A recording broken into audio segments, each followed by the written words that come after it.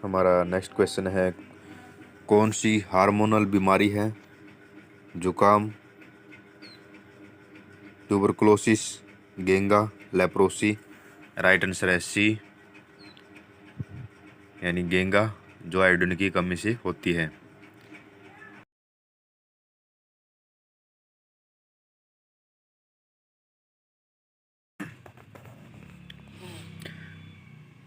हमारा next question है, Darwinism क्या है?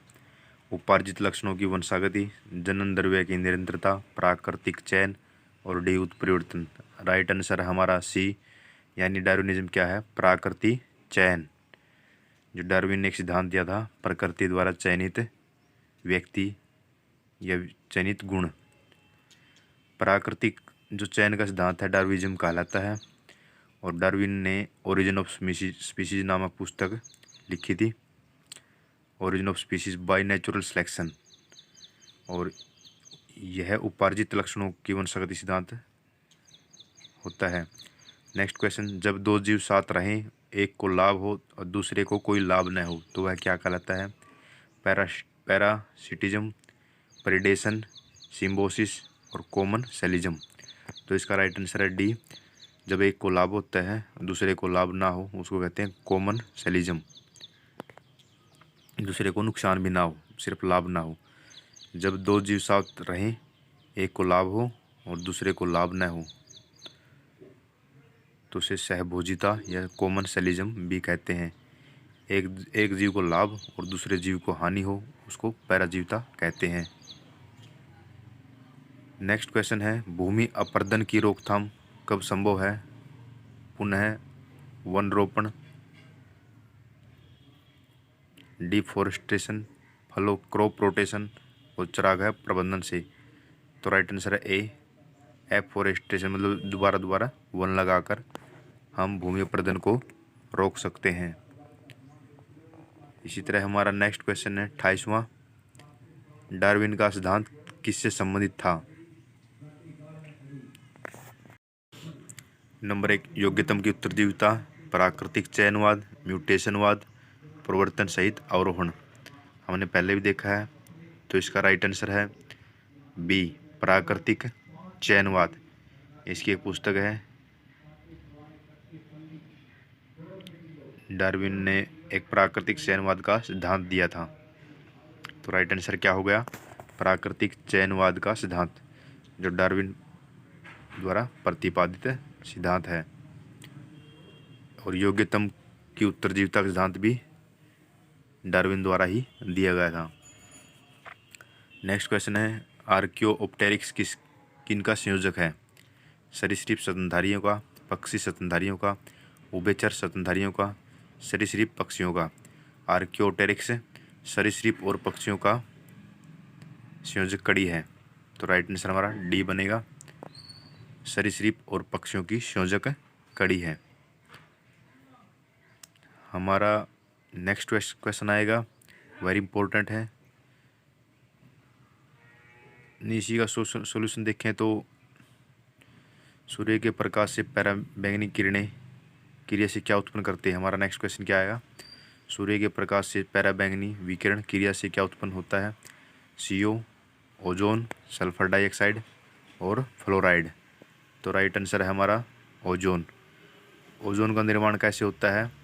पराबैंगनी किरणें क्रिया करके ओजोन का निर्माण करती है। हमारा नेक्स्ट क्वेश्चन है, वन पारिस्थितिक तंत्र में हरे पौधे क्या होते हैं?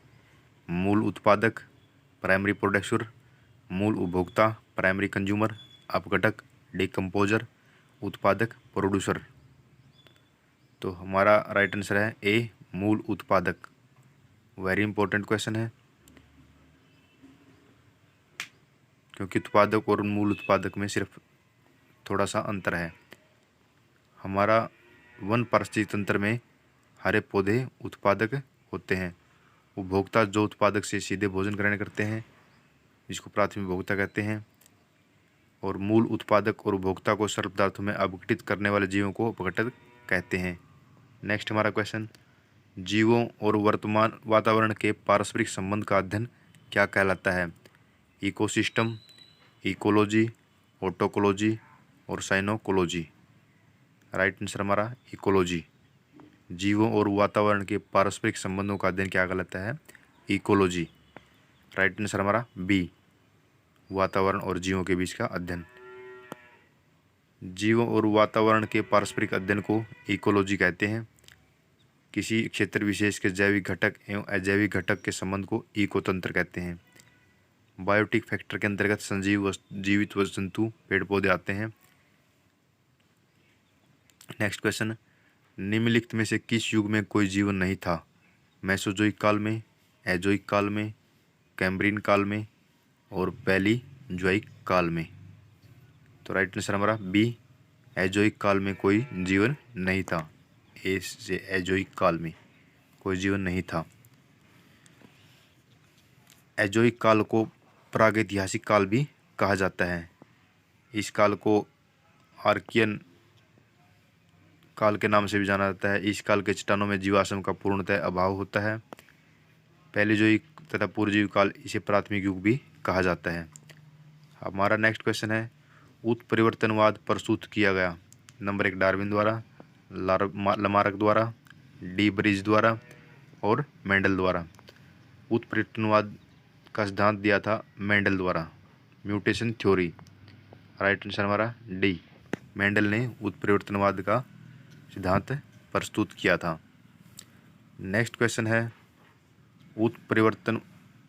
उत्परिवर्तनवाद का प्रतिपादन ह्यूगो डी ब्रिज द्वारा प्रतिपादित किया गया था। ये टाइपराइटर ने ऑप्शन को गलत प्रिंट कर दिया। इसका राइट आंसर डी ब्रिज ही आएगा। तो राइट आंसर क्या है? D bridge. नेक्स्ट क्वेश्चन है, एक माइक्रोन में क्या होता है? एक माइक्रोन में 1/1000 मिलीमीटर होता है। एक माइक्रोन में 1/1000 मिलीमीटर होता है, क्योंकि एक माइक्रोन होता है 10⁻⁶ मिलीमीटर। तो इसका राइट आंसर ए होगा। नेक्स्ट क्वेश्चन हमारा, उत्परिवर्तन का कारण क्या है? नंबर 1 क्रोमोसोम में परिवर्तन, बी जीन में परिवर्तन, डीएनए में परिवर्तन और उपरोक्त में सभी। क्रोमोसोम में परिवर्तन इसका राइट आंसर है। जीन में परिवर्तन और डीएनए में परिवर्तन इत्यादि का उत्परिवर्तन के लिए जिम्मेदार है क्रोमोसोम में परिवर्तन। तो राइट आंसर क्या होगा? ए, क्रोमोसोम में परिवर्तन के कारण उत्परिवर्तन होता है। नेक्स्ट क्वेश्चन हमारा देखते, वेरी इंपॉर्टेंट क्वेश्चन, पैलियोंटोलॉजी का अध्ययन में क्या किया जाता है? पक्षियों का अध्ययन किया जाता है, अस्थियों का किया जाता है, प्राइमेट्स का किया जाता है, जीवाश्म का किया जाता है। राइट आंसर हमारा डी, जीवाश्म के अध्ययन को पैलियोंटोलॉजी कहते हैं। इसी प्रकार जो पैलियोंटोलॉजी है वो जीवाश्म का अध्ययन कहलाता है। और पक्षियों के अध्ययन को क्या कहते हैं? ऑर्निथोलॉजी। क्या कहते हैं? ऑर्निथोलॉजी कहते हैं। और हड्डियों के अध्ययन को क्या कहते हैं? ऑस्टियोलॉजी कहते हैं। वेरी इंपॉर्टेंट क्वेश्चन है। पक्षियों के अध्ययन को ऑर्निथोलॉजी और अस्थियों के अध्ययन को ऑस्टियोलॉजी कहते हैं। नेक्स्ट हमारा क्वेश्चन, डायनासोर का सुनहरा काल किस महाकल्प को कहते हैं? सीनोजोइक काल, पैलियोजोइक काल, आर्कियोजोइक काल, मेसोजोइक काल। मेसोजोइक काल। राइट आंसर क्या है? डी, मेसोजोइक काल में डायनासोर का सुनहरा काल होता था, अर्थात उनकी जनसंख्या अच्छी खासी होती थी। डायनासोर के जो सुनहरे काल को क्या कहते हैं? मेसोजोइक काल कहते हैं। इस काल के ट्रियासिक काल को रेप्टाइल का काल भी कहते हैं। रेप्टाइल का काल कौन सा है? ट्रियासिक काल। नेक्स्ट क्वेश्चन, जीवन की उत्पत्ति किस महाकल्प में हुई? Very important question. Precambrian, Mesozoic, Proterozoic और सीनोजोइक। वेरी इंपॉर्टेंट है, जीवन की उत्पत्ति किस काल में हुई? राइट आंसर है ए, प्री कैम्ब्रियन काल में। प्री कैम्ब्रियन काल में। तो जीवन की उत्पत्ति किस काल में हुई? प्री कैम्ब्रियन काल में। और जीवन की उत्पत्ति प्री कैम्ब्रियन महाकल्प में हुई है। ये एक महाकल्प है, हीरा है। और इसे नवजीवन महाकल्प भी कहते हैं, प्री कैम्ब्रियन को। और सर्वप्रथम स्तनपायी भी इसी काल में आए थे। और इसे टर्सरी युग भी कहा जाता है। प्री कैम्ब्रियन काल को क्या कहते हैं? टर्सरी युग, जिसमें हिमालय निर्माण हुआ। वेरी इंपॉर्टेंट, आपको याद रखना ये फैक्ट। और अगर आपको चैनल अच्छा लगता है, तो वीडियो अच्छी लगती है, तो चैनल को सब्सक्राइब करें ताकि मुझे मोटिवेशन मिलता रहे। नेक्स्ट क्वेश्चन है, आधुनिक मानव के अभिनव पूर्वज कौन थे? Java man, Peking man, Cro-Magnon man और निएंडरथल मानव। तो राइट आंसर क्या होगा? सी, यानी क्रोमेगनोन मानव। क्रोमेगनोन मानव क्या थे? अभी पूर्वज थे। आधुनिक मानव के पूर्वज को क्या कहते हैं? क्रोमेगनोन मानव कहा जाता है। और आधुनिक मानव अथवा होमो सैपियंस के अभिनव पूर्वज निएंडरथल मानव थे। इनकी आयु आज से 20 से 30 हज़ार वर्ष पूर्व आंकलित की गई है। धन्यवाद दोस्तों। अगर आपको वीडियो अच्छी लगती है, चैनल सब्सक्राइब करें, लाइक करें, शेयर करें। धन्यवाद दोस्तों।